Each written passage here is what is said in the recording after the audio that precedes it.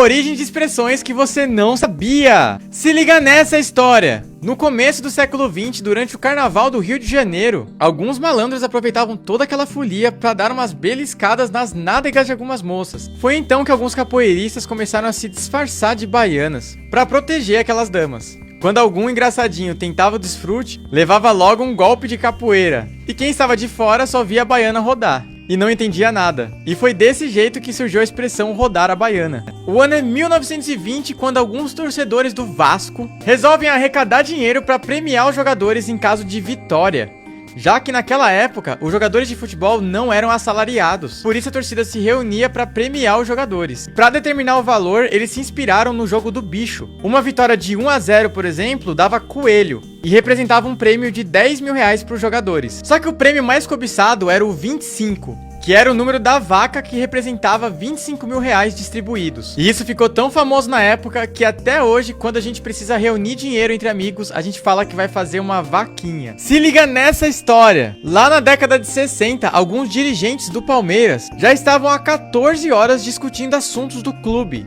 O Palmeiras estava passando por uma grande crise e isso deixou a reunião bem quente, com direito a gritarias e ofensas e tudo mais. Mas quando eles estavam quase saindo da mão, perceberam que estavam com fome e foram para uma pizzaria comer pizza. E pediram 18 pizzas. Indignado com a situação, o jornalista Milton Peruzzi, que estava acompanhando essa reunião, registrou a seguinte manchete no Gazeta Esportiva: crise do Palmeiras acaba em pizza. E desde então, quando falamos de algum problema que ficou sem solução, falamos que tudo acabou em pizza. Em 1524, um conquistador espanhol chamado Diego de Almagro foi incumbido de ir em busca das riquezas do Novo Mundo, que era a América. E chegando na costa da Colômbia, ele encontra pela primeira vez os Incas. E logo ele fica sabendo de uma grande riqueza na região do Peru.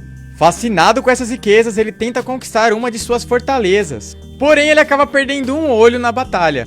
Assim, ele volta para a Espanha e diz ao imperador Carlos I que defender os interesses da coroa havia lhe custado um olho da cara. E assim até hoje, quando falamos que algo é muito caro, falamos que custou o olho da cara. Lá na época da Inquisição Espanhola, por volta do ano 1478, quando uma pessoa era acusada de algum crime como heresia, para provar sua inocência, ele tinha sua mão envolvida em uma estopa e era obrigado a andar alguns metros segurando uma barra de ferro aquecida. Depois de 3 dias, eles tiravam a estopa e checavam se havia alguma queimadura. Se a mão estivesse queimada, ele era automaticamente levado à forca. Porém, se ela estivesse ilesa, ele era considerado inocente. E foi dessa forma que surgiu a expressão colocar a mão no fogo por alguém. Você já ouviu o ditado quem tem boca vai a Roma? Muita gente acredita que as pessoas estão falando errado, que o certo seria quem tem boca vai a Roma, do verbo vaiar. Ainda dizem que o professor Pasquale que disse isso. E aí, será que é verdade? Se liga nessa história.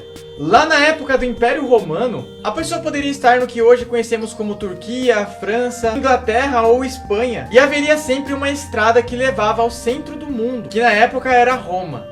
Era só ler uma placa ou perguntar como chegar a Roma. E assim se tornou popular esse ditado, quem tem boca vai a Roma, mostrando que qualquer pessoa de qualquer lugar do mundo conseguiria chegar a Roma, se tivesse interesse e perguntasse. E esse mesmo ditado em várias línguas tem o mesmo significado, e em nenhuma delas é vaia de vaiar. Ou seja, o certo é quem tem boca vai a Roma.